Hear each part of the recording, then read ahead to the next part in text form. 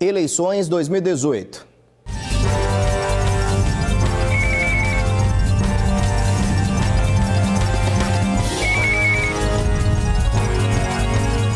Atual senador pelo Maranhão e candidato à reeleição, Edson Lobão foi entrevistado de hoje na Sabatina Guará.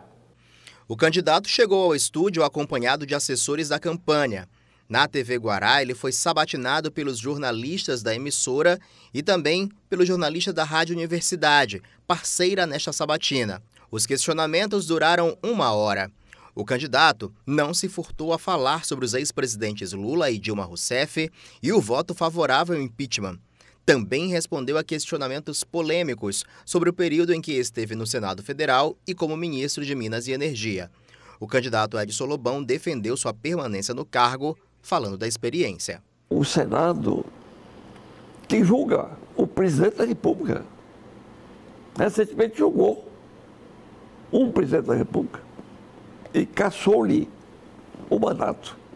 O Senado julga os ministros do Supremo Tribunal Federal. Então, é uma casa de homens experientes. Eu hoje, como se disse no início dessa entrevista, sou possuidor de 2 mandatos de deputado federal, 1 de governador e 4 de senador da República. Eu sou decano no Senado Federal. Acho que acumulei uma carga de experiência significativa ao longo desses anos. São 40 anos de vida pública. Amanhã, feriado, não teremos Sabatina Guará, que será retomada na próxima segunda-feira, dia 10, com a candidata do PSTU, Preta Lu. O conteúdo das sabatinas que já foram realizadas até agora, tanto para o governo do estado quanto para o Senado, está disponível no portalguará.com.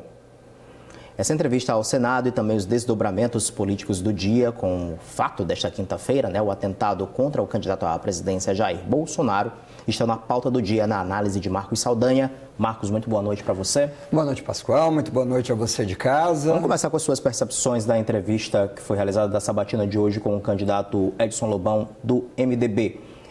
Candidato que veio aqui defender o seu ponto de vista para várias situações. Ele que já é senador há bastante tempo, defende o seu mandato. Aí, a sua última eleição foi em 2010, mandato terminando agora. Que percepções você teve?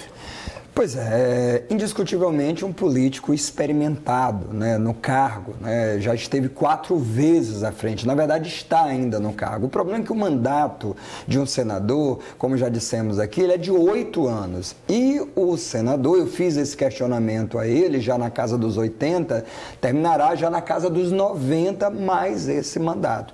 Então se fala muito da possibilidade, ao eleger o Edson Lobão, senador, o filho dele, Lobão Filho, teria aí o usufruto muito maior desse cargo, até por questões de saúde, embora o candidato tenha dito que está com a saúde muito boa.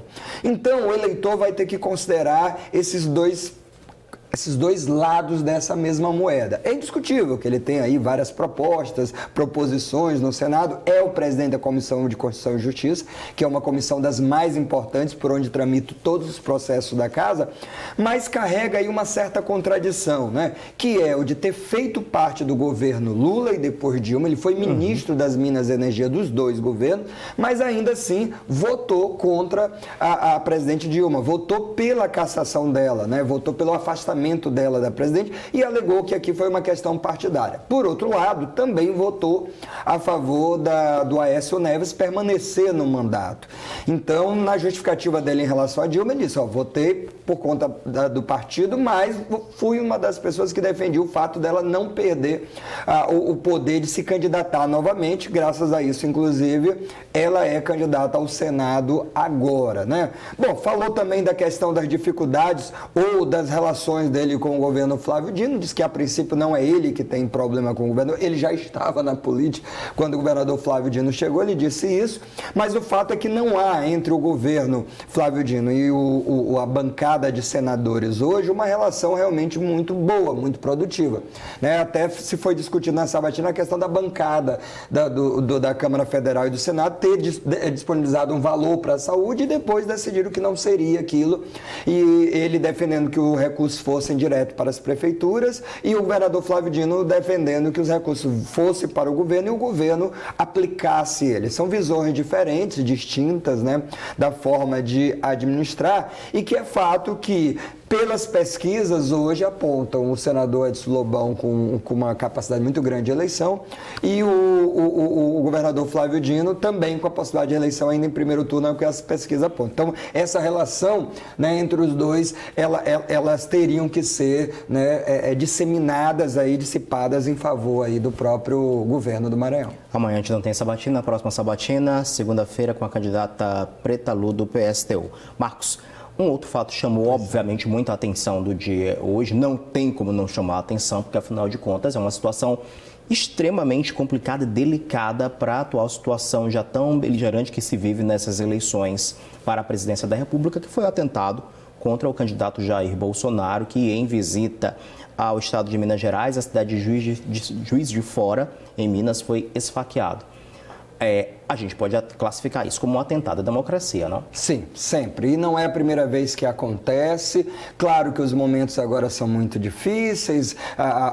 É claro também que a gente pode pensar o quanto o próprio candidato, de certa forma, insuflou esse espírito beligerante nas pessoas, mas isso não justifica em nada. Tanto é que os opositores a ele, eu diria os maiores, o PT, o PSTU, já andaram emitindo nota dizendo que desaprovam esse tipo de atitude. Eu acho que todos os candidatos à presidência emitiram essa nota. Porque eu acho que aí é que é o ponto base, quer dizer, nem o candidato deve tirar proveito da situação, como nem a oposição deve agir dessa forma, porque aí todo mundo perde. Mas nunca é demais lembrar que nós já tivemos episódios na história onde atitudes foram usadas, ou o candidato tentando se beneficiar da condição de vítima, tentando criar uma situação aí favorável a ele, ou até mesmo de candidatos que de fato foram, né, de alguma forma impedidos de disputar. Nós tivemos, por exemplo, o João Pessoa, que foi assassinado em plena eleição, né, que na época da Paraíba. Nós tivemos alguns candidatos que sofreram atentados, né? O próprio Sarney foi vítima disso na campanha ao governo, na presidente sofreu aí algumas ameaças. Então, não é a primeira vez, mas eu, sinceramente, Pascoal, espero que seja a última. Não só nessas eleições, mas daqui para frente. Então, a forma como a gente deve encarar esse fato é justamente isso. Que isso acabe, que isso não é dessa forma que se resolve o problema, sobretudo na democracia. Os ânimos já estão tão alterados neste período eleitoral, né, com as situações, de não ser de parte a parte, as pessoas estão tão intolerantes que situações como essa acabam só potencializando problemas maiores. E aí é que é o perigo, né? É usar isso como sentimento vingativo, como sentimento de que isso insufle ou aprove atitudes. Por isso que é importante ver como é que o próprio candidato depois vai se declarar e vai colocar. Existe sim uma expectativa em relação a isso, e eu espero que seja da forma mais serena possível. Porque, claro, que ninguém gosta do que acontece nesse episódio, mas também você tem que ter responsabilidade. Você não pode criar uma situação pior do que ela já é. Isso é que é a minha preocupação nesse momento, tanto do eleitor quanto por parte dos candidatos. Então, nem que isso seja uma forma de você tirar proveito da situação, não valerá a pena, porque o próprio candidato, depois, seja quem for, pode ser vítima disso. Eu lembro que quando o Lula sofreu um atentado, muitos candidatos, rivais a eles, opositores a ele, falaram, mas ele provocou, ele procurou. E aí a gente não concorda com esse tipo de coisa, como agora também não concorda que ele tenha, que justifique o ato de violência. Tanto no caso do ex-presidente Lula como no caso do Bolsonaro, esse tipo de ação ela tem que ser por todos os partidos. Como eu disse antes, é um preço muito alto a se pagar se alguém tentar tirar proveito disso ou até agravar ou atenuar a situação. É hora de acalmar os ânimos e de que mostrar, não é por aí que se resolve as coisas, decididamente. É isso. Muito obrigado, Marcos. Boa noite, bom feriado. Para você também, para você de casa, aproveite o feriado. Vamos ver agora os números do mercado financeiro. A queda do dólar foi de quase 1% e terminou a quinta-feira cotado a R$ 4,10. O euro também caiu, 1,65%, com fechamento em R$ 4,74. a Bolsa de Valores teve alta de 1,76% e terminou o dia com movimentação de 76.416 pontos. A TV Guará foi homenageada por promover a integração de campanhas com foco na doação de sangue. Veja na reportagem de Hugo Reis. Em uma noite especial, representantes de várias empresas do ramo hospitalar participaram do encerramento da terceira campanha de doação de sangue do Grupo Mercúrio. Um momento de comemoração pelo número de 811 bolsas de sangue alcançados e destinados a parceiros estratégicos, como o Hemomar. Nós só temos a agradecer, foi excelente a campanha, nós coletamos 811 bolsas de sangue. A campanha é uma grande sensibilização, um momento em que vive a nossa sociedade. Milhares de pessoas que se acidentam ou quando estão internadas precisam desta ajuda humanitária. Diante deste problema, o presidente do Grupo Mercúrio falou sobre a satisfação de poder contribuir. Nós estamos fazendo nosso papel de cidadão, cumprindo o nosso papel na sociedade, fazendo com que o sangue chegue naqueles que mais necessitam. E todo o trabalho requer empenho, logística e planejamento para que mais campanhas possam acontecer. O hospital e o Grupo Mercúrio vão buscar sempre caminhos para desenvolverem ações de responsabilidade social. Com toda certeza, o ano que vem nós vamos ter a 4ª edição dessa campanha. A TV Guará, que também contribuiu com a divulgação da campanha, foi reconhecida por seu trabalho, assim como outros veículos de comunicação do Estado. Afinal, a obrigação de informar e bem orientar o telespectador, ajuda ao próximo, é a melhor maneira de fazer pessoas felizes e uma sociedade melhor. Ocupações artísticas vão tomar conta do final de semana em São Luís. E tem razão de ser, viu? Afinal de contas, é uma forma de homenagear a cidade, que completa no sábado 406 anos. O destaque de hoje é de uma das manifestações mais incríveis de nossa cultura popular, o tambor de crioula.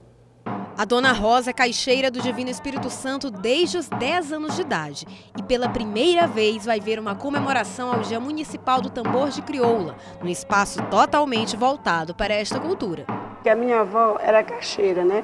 E sempre eu gostei de estar do lado dela e eu fiquei com a tradição de ser caixeira, entendeu? Que as filhas ninguém puxaram, só a neta, que sou eu. E até hoje, estou com 59 anos e continuo até hoje sendo caixeira do Divino. A comemoração, que faz parte da ocupação artística do Centro Histórico, contou com todo o ritual típico do movimento. O levantamento do mastro, o toque da caixa, a ladainha e a procissão em homenagem a São Benedito pelas ruas do Centro Histórico, além, claro, do encontro de grupos de tambor de crioula. A principal marca desse evento é a presença dos fazedores comemorando com sua prática, tanto no campo de diversão como de devoção a São Benedito, fazendo desse grande momento de afirmação de sua tradição, desses anos de resistência. A programação integra as comemorações pelo aniversário de 406 anos de São Luís.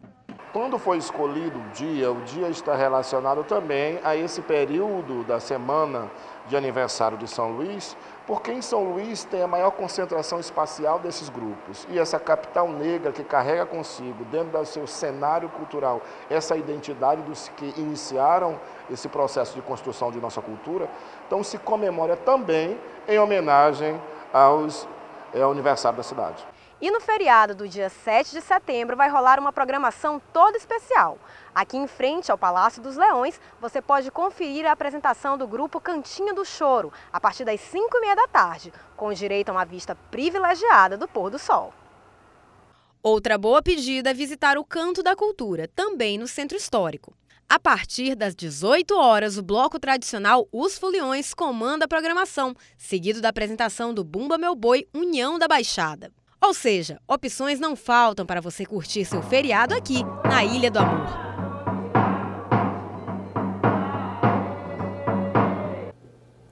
Lembrando que vai acontecer amanhã na Praça Maria Aragão, a partir das 6h30 da tarde, o show de aniversário dos 406 anos de São Luís. O palco da Praça Maria Aragão recebe os artistas locais Carlinhos Veloz, Mano Borges, Tutuca, César Teixeira, Fernando de Carvalho e trio 1, 2, 3 com Mila Camões, Tássia Campos e Camila Boeri. O cantor Alceu Valença também é uma das grandes atrações da noite. E amanhã, feriado de 7 de setembro, nós estaremos aqui às 11h15 da noite, após a reapresentação do Avesso. Outras notícias, claro, você já sabe, encontra no portal guará.com. Para todo mundo, uma excelente noite, um bom descanso, um bom feriado e até amanhã. TV Guará, maranhense por natureza.